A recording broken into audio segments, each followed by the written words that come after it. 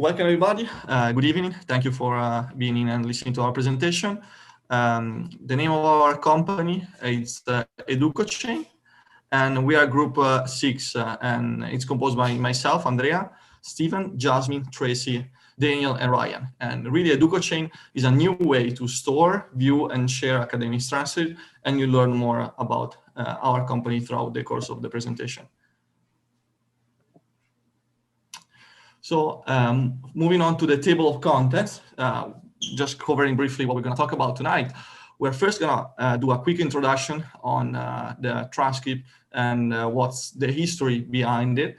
And correlated to that, we're going to move on to the problem that we currently have in the view and sharing of the transcript. So really, we're going to focus in on that part after the introduction. And we're going to then move into EducoChain, so talking about the solution to the problem, and EducoCoin, which is really something correlated to EducoChain. And there we're going to be looking at analysis of the current industry in the blockchain, which is something EducoChain will be focusing on. And we will also talking about risks and implementation of the blockchain in the current industry. And we're then going to move into a conclusion where we will look at more of the theory part on in our project that correlate to what we learn in the class. So for the introduction, so academic transcript really for students are important and play an important role for both institution and for the students or recent graduate. And the reason why it's important is because it's required for many purposes. And that could be that either you have to be verified by an employer. So really they need to see what's your academic background, or you're applying to a school, whether you're a recent high school graduate or you're in the process of transferring. And other occasions like proof of residency for RMV or any other organization institute might ask for your transcript. So there are different occasions, and the weight is different depending on who is asking for your transcript, but it's still an important tool for validating a candidate's credential. So why is this a problem, you might say? And the reason why it's because it's a hard process for students and graduates to obtain your transcript. And when students really graduate and they need a transcript, they have to go through a lengthy process that have you go through the school register department, and that sometimes, or most of the time actually, includes a charge on the request. And then you have to wait for days to weeks, and really the length of the process and the cost can be really expensive and long. So sometimes what could happen is that in addition to being long and expensive, the transcript itself can be can face disruption in the shipping process, and that especially increases when the international shipping becomes a key in the in the shipping of the transcript. And just to give you some numbers on how what's the number of transcripts that are being processed every year. We have 3.68 million high school graduates expected to apply to college between 2025 and 2026. So our projection for the next from 5 years from now will be about 3.5 million high school graduates that are applying to college. And of these 3.65, there are going to be 25 million applications. So people are going to apply to different colleges, and that's only looking at the high school graduates. So really, you could have many more looking at people that are looking to transfer from one college to the other. And of that side, I wanted to also focus on the international student, as I'm one of them that had to go through the lengthy and kind of painful process of getting a college, high school transcript sent to colleges in the US. So really, it is a lengthy and expensive process overall. So here's where the solution to the problem comes in with our company called EducoChain. And Educo comes from Italian to educate. and chain comes from blockchain, so it's a mix of these two words. And EducoChain is an independent platform that utilizes public blockchain technology to facilitate the documentation and sharing of academic transcripts for students and institutions. So here I'm going to pass it to Kevin, that is going to talk about how the transcript process works. Thank you so much for that introduction, Andrea. I appreciate it. So my name is Steven Francisco, and I'll just be going over essentially how the transcript process works. So it's essentially pretty straightforward when we're utilizing the blockchain for EducoChain transcripts. First off, we'll be starting with account creation, where that be our own independent platform utilizing the Ethereum's blockchain to essentially show records of any of the transcripts being posted and kind of transferring between institutions as well as individuals. So here, the professors and administratives, consisting of either the transcript departments or any of the staff members of the institution are in charge of those transcripts, will post these personal record grades into a transcript kind of implementation section. And then from there, we'll be utilizing Educo coins, which will allow for the viewing and sharing of these documentations between students and institutions. This provides students with the credentials to be able to view their transcripts and access them properly while being able to essentially move them over from one institution to another. So institutions will be able to seamlessly see trusted transcripts that can be easily verified and acknowledge that they belong to a specific institution because they can be traced back via the blockchain, which is infallible, which means that they cannot be changed. And then moving into the next slide, we'll just be talking about specifically the industry related to blockchain storage. So for many of you, just to give you a brief introduction into blockchain, if you guys don't know it, blockchain technology is an innovation within the digital era that in recent years has become increasingly popular and has amassed a supportive following. Its development resulted into what can be called as a digital innovation movement, in which blockchain is slowly being implemented into part of our day-to-day lives and various aspects of what we do on a daily basis.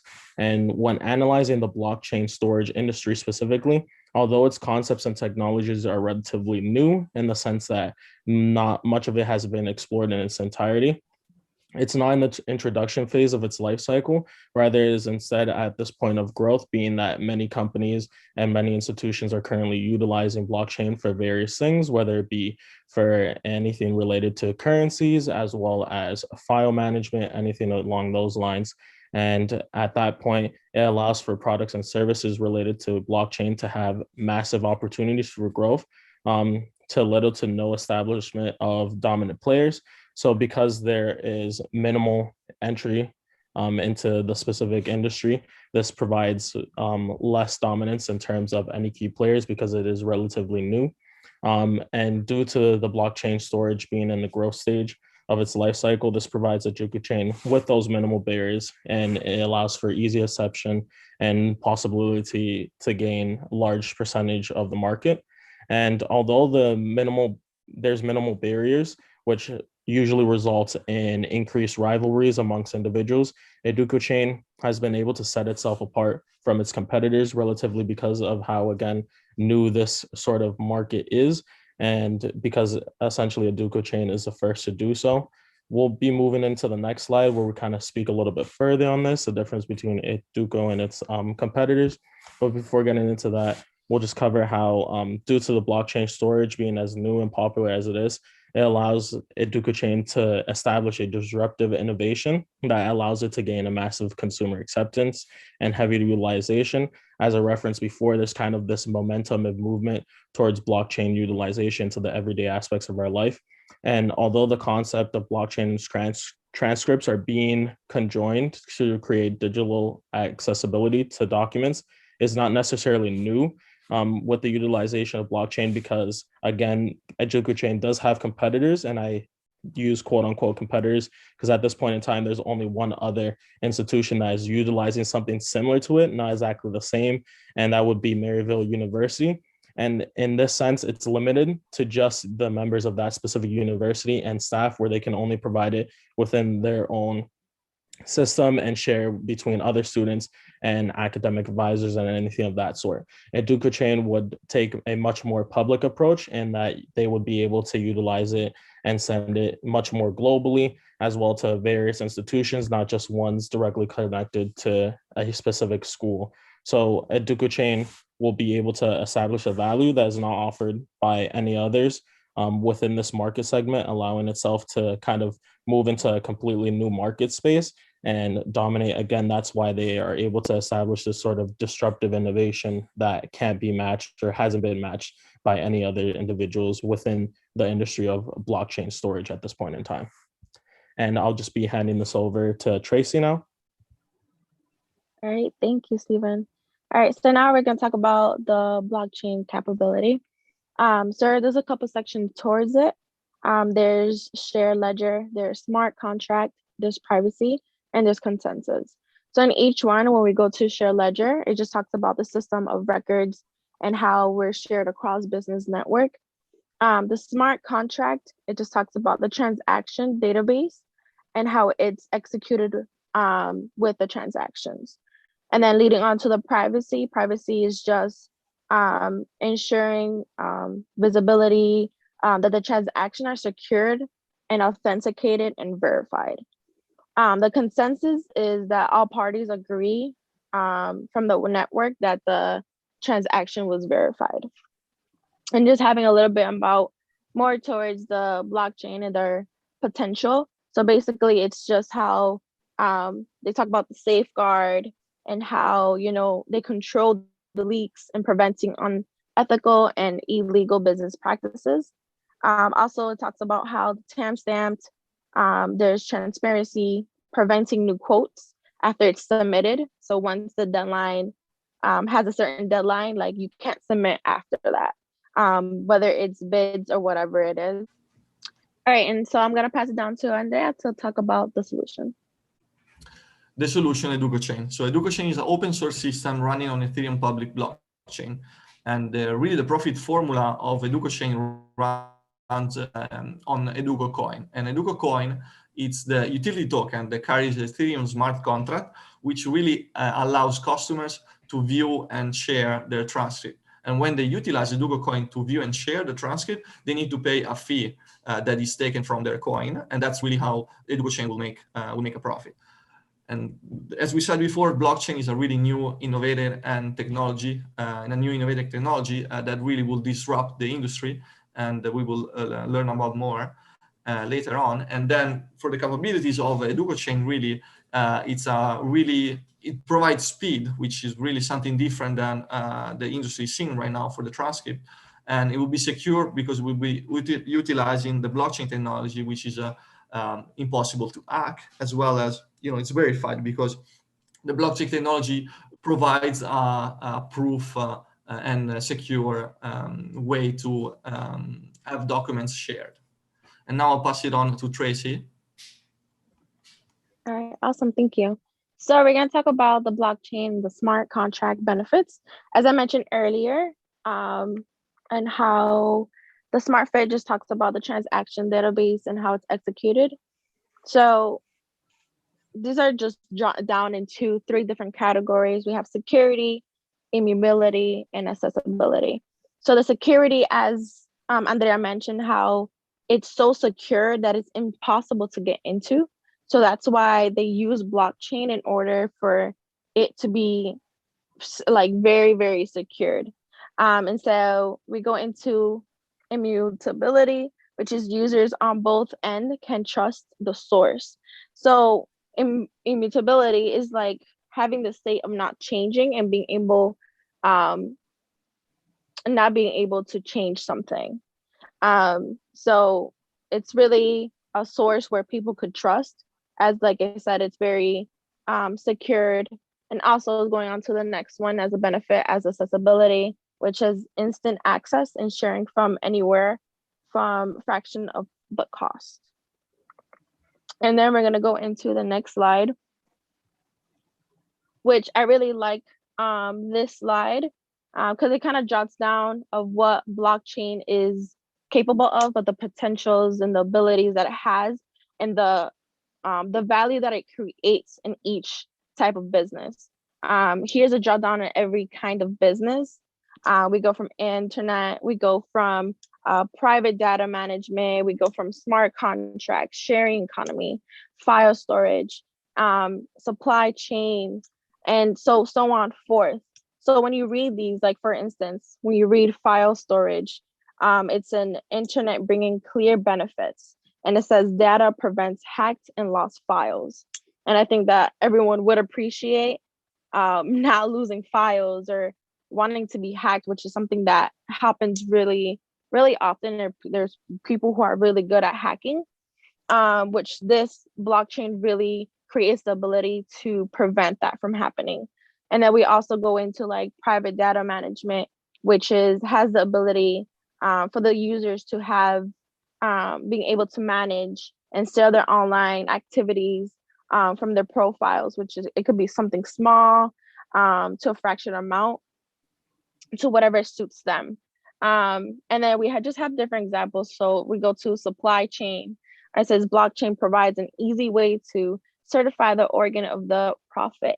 It has its timestamps of dates and locations with the product numbers. But this is just a format of the abilities and potentials that this product has and what it could have in many different concepts of technology. And then I'm gonna pass it down to Jasmine. Thank you, Tracy. So I'm Jasmine. I'll be covering over the risk in implementation.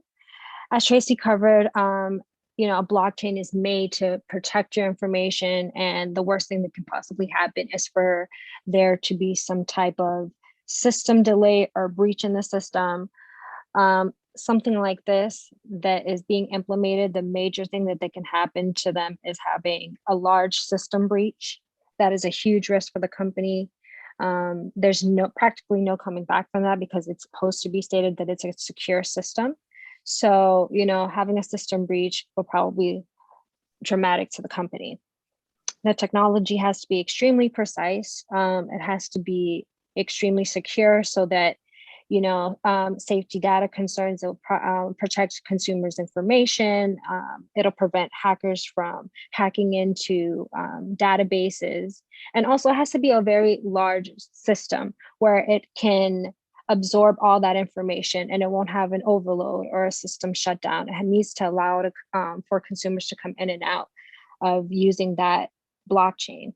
So that is essential for consumers, and the lags in the general ledger as well. It needs to be precise with a system like this. There can't be any room for errors.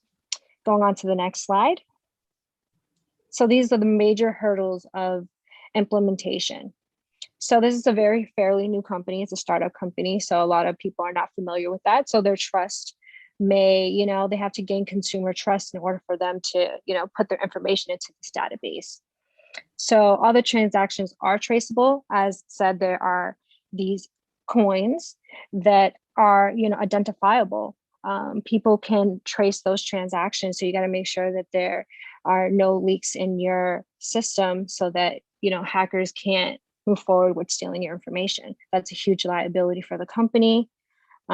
Also too, if there's currency transactions, people are doing transactions with currency, that is a huge responsibility on the company's behalf because it needs to be precise information. It also needs to be clear information and instant information. So it has to be very rapid, very precise, and very clear. And with a system that is big like this, there also needs to be somebody who is responsible for system updates and general ledger updates to make sure that everything is going per standard. So passing on the next slide to Ryan. So after looking at some of the risk we may run into, this is going to be our implementation plan. So in order to implement our idea, we must plan, develop the platform, launch it, market the service, and lastly, build a strong client network. Firstly, we can utilize focus groups and then build the platform, go live and offer free demos while marketing the service and creating strong bonds with customers all at the same time.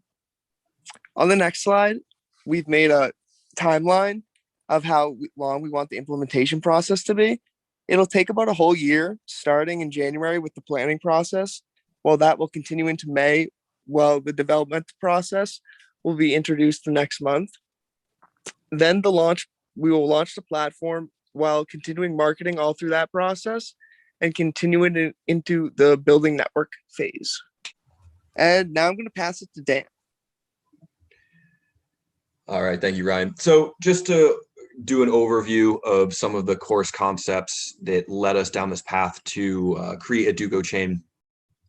First, we're going to talk a little bit about where Stephen was introducing the innovation of the product. We have the blockchain is going to continue to grow as a concept and technology because it's newer in development. There's a lot of different directions that it can go. This is going to be key to get ahead of the ball, right? So this is going to prove that EducoChain is in a really great position as it is getting ahead of any other potential competition. This is going to be utilized as momentum to solve a real world issue. And then it can continue to adapt. So because of the nature of EducoChain, there are other potential applications for this solution. And that's where we're going to talk about disruption. So we can look that EducoChain is both in the document sharing and the blockchain industries. While we can't specifically say with confidence that this would be a blue ocean, it certainly would be moving towards something that is more unique and not necessarily offered to the public as of right now.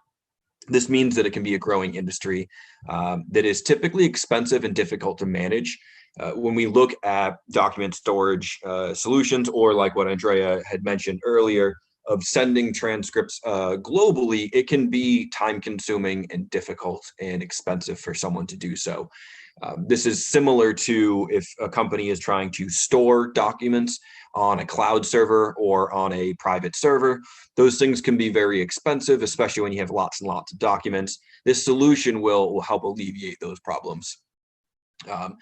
Because of the disruption, we're talking about transferring the data as typically where issues are going to arise, like what we mentioned earlier, where some of the implementation problems might come in.